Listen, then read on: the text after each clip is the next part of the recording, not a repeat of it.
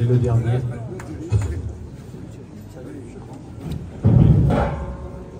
Monsieur le Président.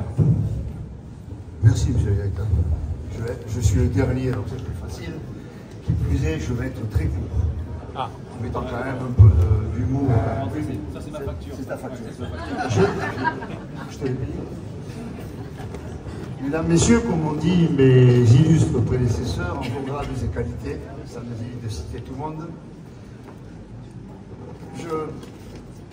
Je suis qui présente la présidente de Toulouse à table. Toulouse à table est un événement gastronomique sur Toulouse, maintenant commence à être connu.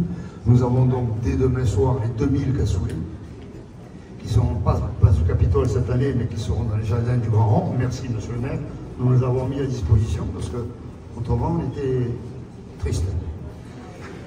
Alors donc, juste quelques mots. Pour vous dire que cette initiative de mettre en place un Food Lab dans les locaux de cuisine d'emploi est une excellente idée. Nous sommes les premiers utilisateurs du Food Lab depuis qu'il est en place. Toulouse à table fabrique ici, demain, les 2000 cassoulets, les entrées, et ainsi de suite. Donc, il est opérationnel et je vous promets que ça se passe très bien.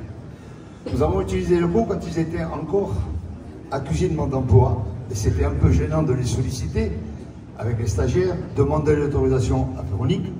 Ça a été dur à négocier, mais on a réussi. Mais grâce à la riche idée de Maguelone, c'est maintenant un Food Lab. Toulouse à table peut le louer aussi souvent que nous en avons besoin. J'en suis ravi. Et c'est très utile pour nous. Jolis locaux, super directeur, un formateur sympa. On arrive à trouver des créneaux très intéressants. Quoi demander de plus? Nous sommes et resterons des fidèles clients. Je vais terminer sur un petit trait d'humour. Je suis heureux de pouvoir dire que tout ceci, dans ces locaux situés au 7 avenue de la Chocolatine, devant nos 3 nordistes, il en manque un, Guillaume Gomez, je le regrette, et adeptes du pain au chocolat que sont Thierry Marx, mon président à l'UMI, je suis quand même le président régional de l'UMI, donc il faut que je défende mon président, Guillaume Gomez qui n'est pas là, et Dominique Batani, notre président du Grand Marché, je dirais qu'ici nous sommes au prix de la Chocolatine.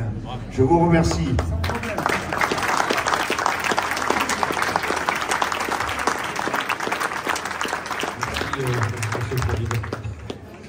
J'ai juste oublié tout à l'heure une petite précision au cas où, parce que j'ai prêché pour ma paroisse. J'avais dit il y a quelques temps l'expression que souvent beaucoup de monde connaissent, qui était que boire un canon, c'est sauver un vigneron. Je remercie d'ailleurs mes vignerons partenaires qui sont là aujourd'hui, que ce soit le domaine Augry-Livella, qui est le Philippe Allot du côté de Cabardès. C'est que manger dans nos restaurants d'application, c'est aussi sauver nos formations. Et donc, pour ceux qui seraient disponibles, le prochain dîner de fin de session, ce sera donc le jeudi 10 octobre. Vous êtes les bienvenus. Vous voyez, on peut faire jusqu'à 200 couverts. Fabien sera d'accord. Donc, il n'y a aucun souci. N'hésitez pas, les réservations sont ouvertes. Et sinon, donc, le midi, bien entendu, c'est ouvert. Et comme maintenant, la direction du Mine a eu la gentillesse de nous ouvrir la file de droite pour que les voitures rentrent gratuitement dans le Mine pour accéder au restaurant, il n'y a plus aucune excuse pour ne pas venir. Et effectivement, chez nous, allez, chez ailleurs aussi, mais surtout chez nous. Merci.